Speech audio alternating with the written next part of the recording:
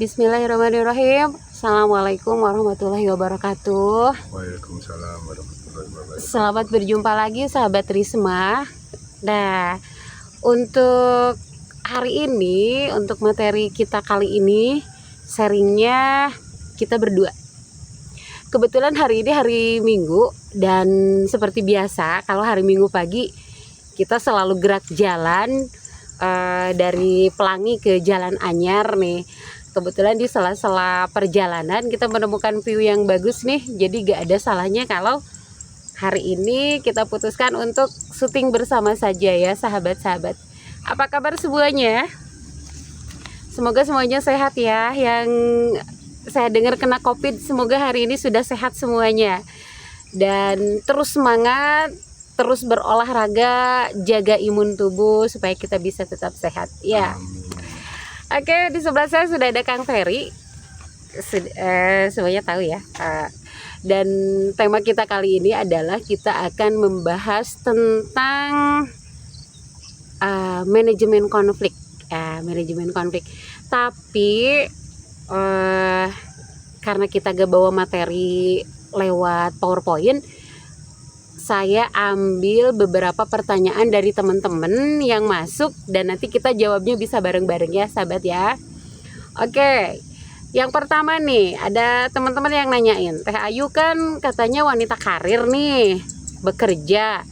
Di rumah ada pembantu nggak sih? Nah, kebetulan di rumah kita nggak ada pembantu. Saya dan suami melakukan pekerjaan rumah secara ta'awun, tolong menolong, berbagi tugas. Kang Peri itu tugasnya mencuci dan menyetrika.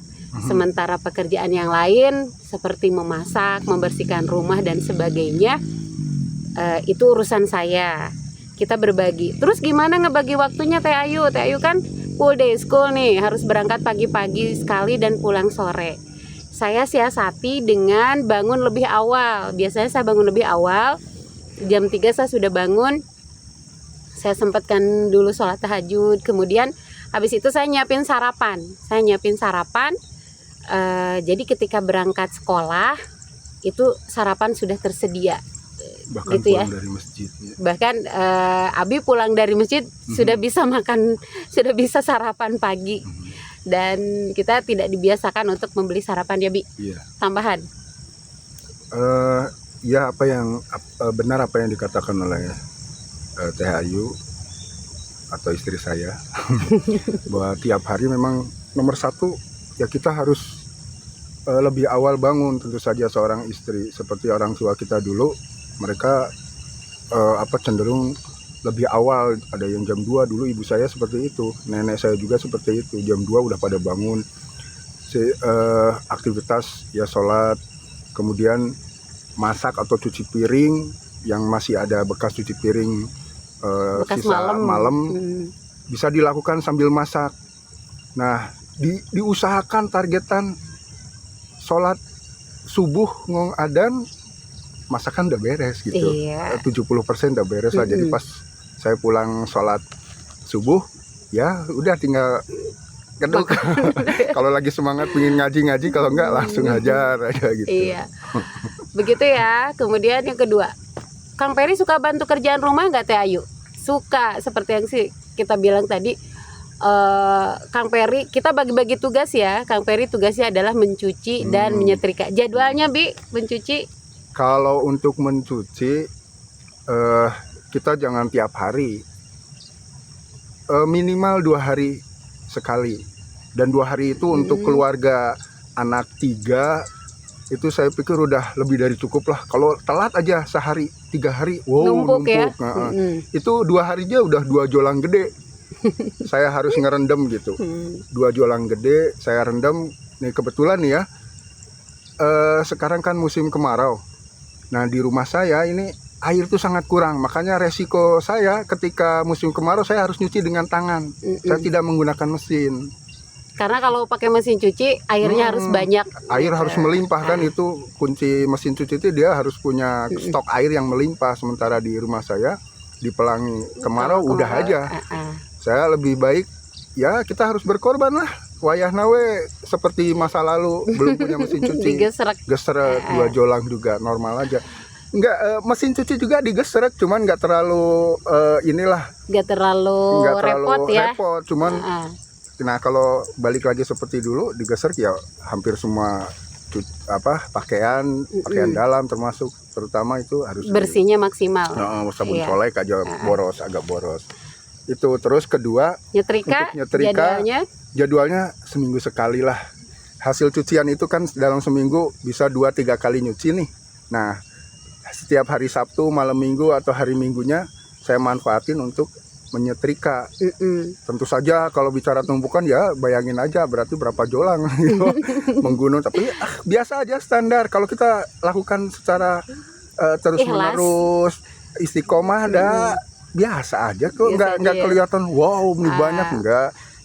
Kita ini aja pakai teknisnya aja, dipilah-pilah. Kalau kita lihat tumpukan pakaian ya iyalah udah malas duluan.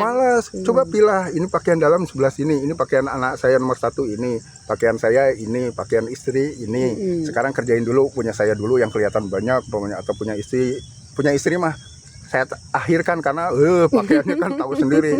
Ayah tidak Cinderella. 5 meter lah mungkin roknya aja. Jadi paling belakang. Paling belakang. Paling susah. Yang anak-anak dulu anterin ke lemarinya, udah beres anterin. Paling habis waktu 3-2 jam lah. Dan itu disiasati supaya tidak bete. Biasanya Kang Peri sambil nonton film. Nah, saya senangnya melakukan setrika tuh di malam hari karena apa? Udah anak-anak udah pada tidur tenang, saya tinggal nonton film sambil nonton film gitu ya. Aja. Yang senang musik bisa sambil dengerin nasid gitu. Oke. Teh Ayu minta tanggapan dari Kang Peri dong terhadap gimana sih terhadap suami yang suka mencela kekurangan istrinya. Udah masak capek-capek dibilang nggak enak, udah beresin rumah, udah beresin kerjaan segala macem, tetap aja jangankan dipuji, yang ada malah dicela. Itu gimana sih Bi? Sikap suami yang kayak gitu tuh gimana sih? Gitu. Tampaknya harus banyak ini ya, ada sama saya juga manusiawi ya. Kalau menghadapi sesuatu yang ini pinginnya ngomong yang negatif, kita harus paham juga ada mencela tuh sesuatu yang harus kita hindari ya.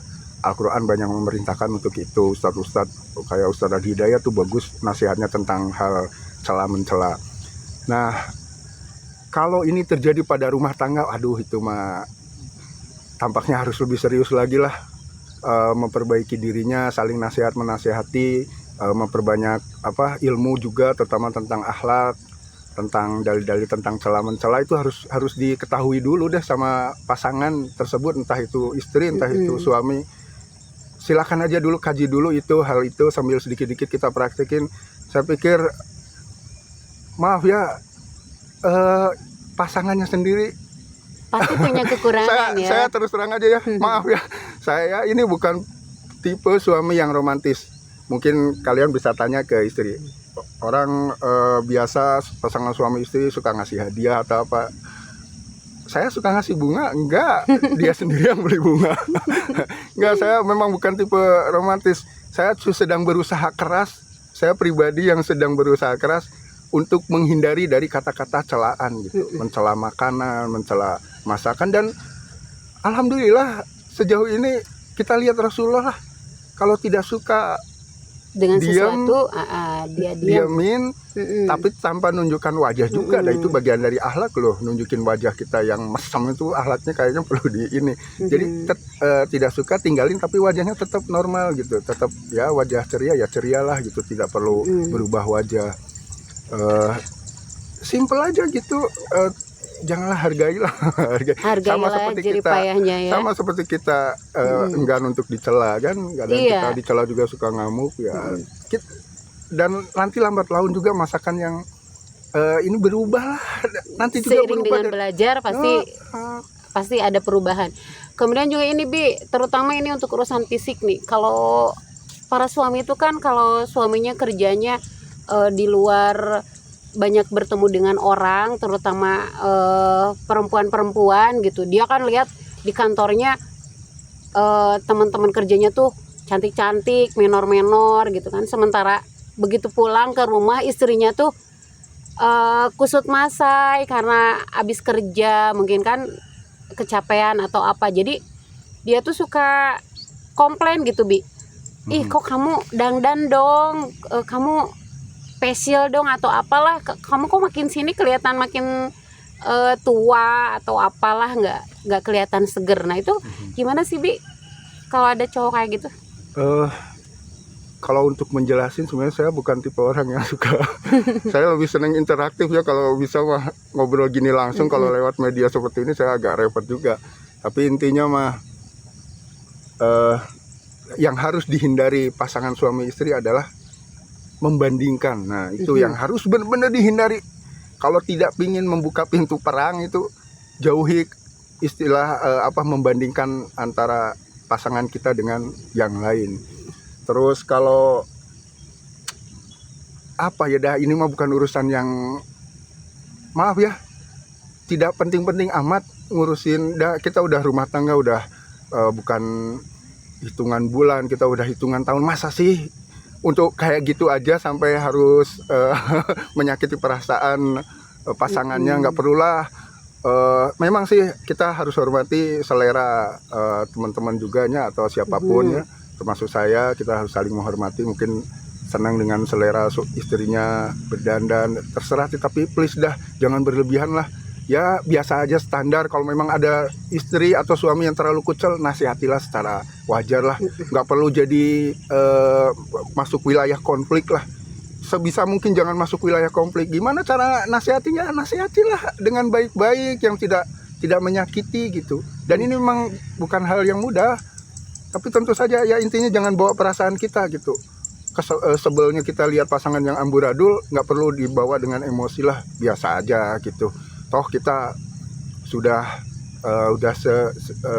sejiwa, udah mengikat ya. Iya. Kita mau menerima apa adanya pasangan. Tentu saja bukan tidak harus dinasihati, perlu dinasihati loh.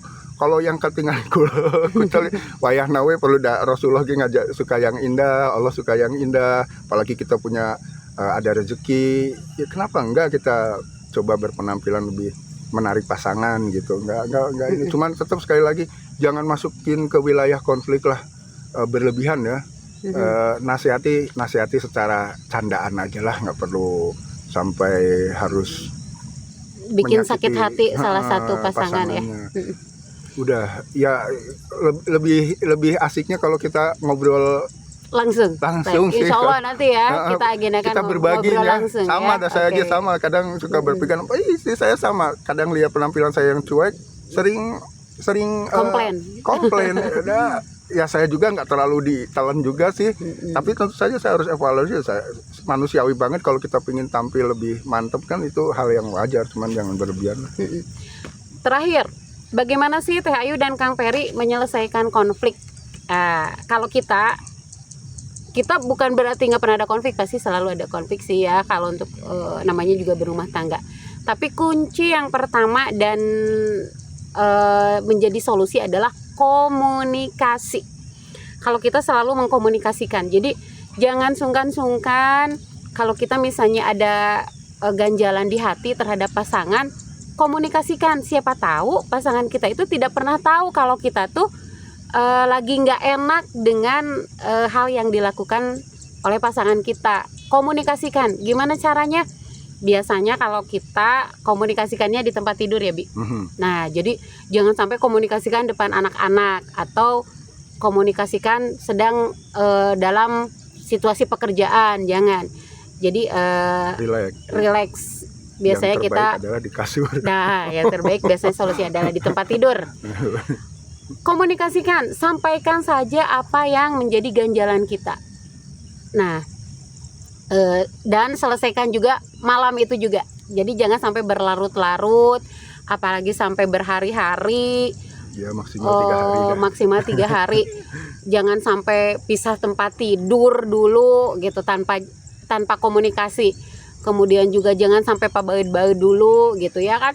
Kalau misalnya sudah dikomunikasikan, nah sudah ada solusi, insya Allah semuanya akan kembali normal.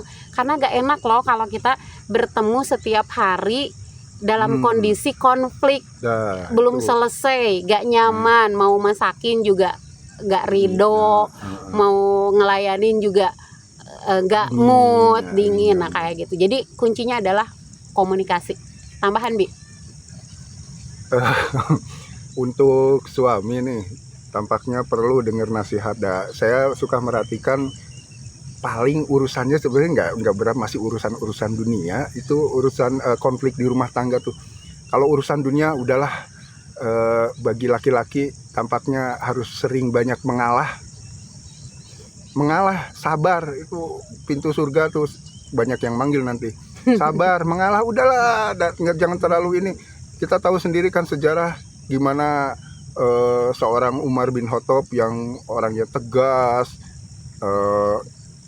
garang dalam tanda kutip gitu ya. Dari wajahnya aja udah, menurut sejarah nih ya, udah beda lah. Sangar ya. Ini orang benar-benar maco.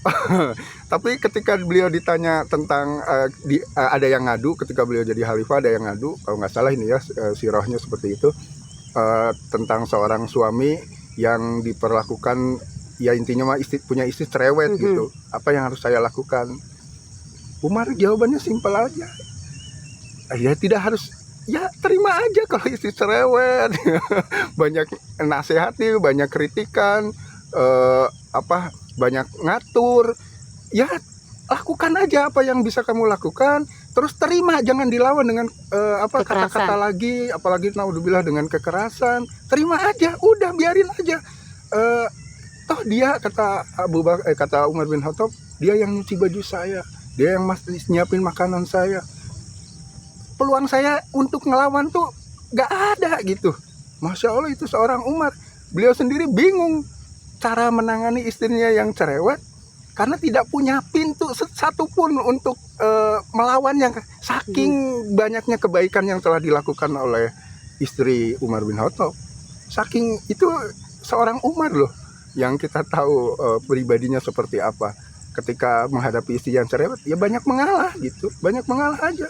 Sudah, tidak harus dilawan, karena sudah terlalu banyak kebaikan yang sudah dia lakukan untuk suaminya, untuk pasangannya. Jadi ingat-ingatlah kerja kerasnya gitu, ketika melahirkan terutama, ketika mau masakan gitu, nyiapin pakaian. Ingat-ingat aja itu kebaikan-kebaikannya. Udah, jangan urusan dunia inilah, standar aja lah, 3 hari maksimal lah konflik, silakan gitu. Tapi 3 hari maksimal loh. Suku-suku lebih awal lebih baik gitu. Karena kita ya sekali lagi apa yang disampaikan oleh istri, emang enak di satu rumah. Hambar, baut, angker segala macam, nggak nyaman atuh. Dan Teh Ayu termasuk tipe yang kalau belum selesai konflik itu harus selesai hari itu juga gitu. Jadi kalau ada masalah tuh bukan tipe yang dipendem. Jadi kalau ada masalah, hal-hal yang tidak disukai atau ada ganjalan-ganjalan itu harus selesai hari itu juga, karena itu kalau gak selesai itu akan berefek ke pekerjaan, ke anak-anak, dan ke hal-hal lain gitu. Jadi selesaiin juga saat itu juga, jangan tunggu-tunggu lagi. Begitu ya teman-teman. Terus tips terakhir juga nih, sering-sering kayak kita nih punya me time, waktu untuk berdua. Nah, karena kita sama-sama sibuk di pekerjaan, luangkan waktu 1 kali aja kita untuk berdua. Kalau kita biasanya seperti ini, hari Minggu pagi kita olahraga bareng. Tapi kalau jogging, lari pagi udah gak kuat, udah senior kita. Jadi gerak jalan aja, jalan kaki dari Jalan Pelangi sampai Jalan Anyar. Pulangnya bawa oleh-oleh, buah-buahan atau makanan kesukaan anak-anak. Begitu ya teman-teman. Jadi sepanjang jalan tuh kita juga bisa ngobrolin hal-hal yang saling sharing ilmu atau menyelesaikan hal-hal yang memang harus diselesaikan, konflik-konflik kecil lah atau apa. Seperti itu ya. Tentu saja kalau yang masih punya anak kecil yang nggak bisa ditinggalin, ajak aja. Ajak aja. Perlu diketahui ya, kita bisa sering berdua gini tuh setelah anak udah gede juga, mereka bisa ditinggalin gitu. Mereka udah mau mengerti kalau hari Ahad ini waktu kami berdua, mereka udah paham gitu. Kalau masih kecil ya janganlah, kalau bisa bawa jalan-jalan. Dan dulu juga kita kemana-mana diringkit ya. Diringkit. Baru sekarang aja gitu. Oke, begitu ya teman-teman, sharing kita untuk hari ini semoga bermanfaat. Dan nanti kalau ada pertanyaan-pertanyaan lagi boleh japri ke Teh Ayu, dan insya Allah nanti kita bisa sama-sama jawab ya. Bukan berarti kita sudah pintar, bukan berarti juga rumah tangga kita sudah perfect. Tetap saja sama saja dengan teman-teman semua, cuman kita berbagi ilmu, mudah-mudahan bermanfaat ya. Terima kasih ya atas perhatiannya, mohon maaf atas segala kekurangan. Dan semoga kita bisa ketemu lagi di sharing berikutnya. Billahi taufiq wal hidayah. Wassalamualaikum warahmatullahi wabarakatuh. Klik Bi. Ciao.